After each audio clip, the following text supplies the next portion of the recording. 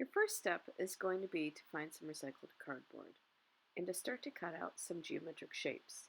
You want to think of different geometric shapes such as circles, triangles, and even lines that also have elements of those shapes, like zigzag lines and straight lines.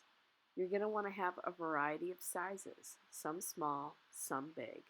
But for the beginning of this, we're just going to start with the larger shapes on your mask. Once you've organized them, sort them out, and you can organize them by size and shape.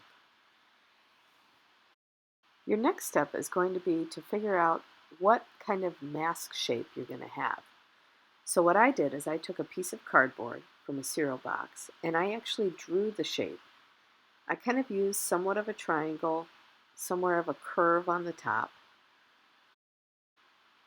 but I used that as a guide for where I was going to arrange my shapes on my mask. Now that you have some basic geometric shapes, you're going to start to arrange them on your paper. One of our I can statements was I can create symmetry. So symmetry is the same on both sides. So start to play with your shapes and arrange them on your mask outline and ensure whatever you have on one side is on the other.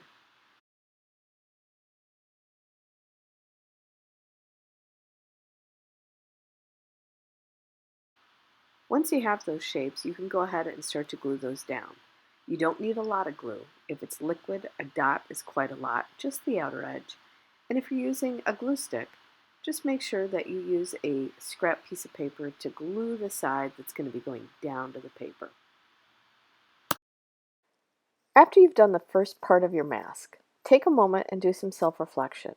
Think about what our I can statements were, what your objectives were. Number one, could you cut and arrange and glue your shapes? Did you create a mask with symmetry, meaning it's the same on both sides if you were to divide it in half? Did you use a variety of geometric shapes in your design? If you have accomplished all three of those things, this is where the fun starts and you can start to add to your design and create more details, overlapping little shapes and lines, and really creating an embellished mask.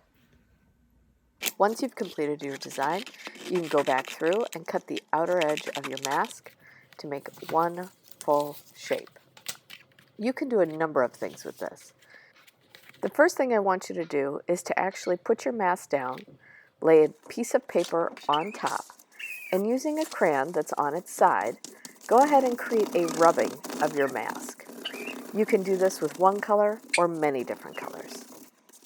Once you have a rubbing, you can then go back through either with markers or gel pens or sharpies and add more details. Use your line and patterns to go ahead and really embellish your mask and make it your own.